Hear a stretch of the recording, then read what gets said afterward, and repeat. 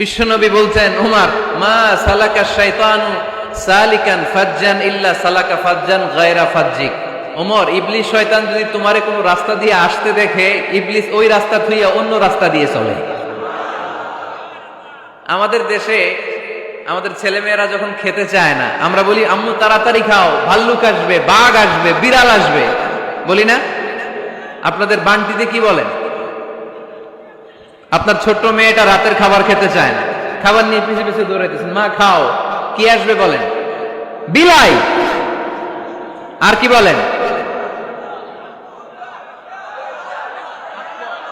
আচ্ছা, শিয়াল আসবে, কুকুর আসবে, বিড়াল আসবে।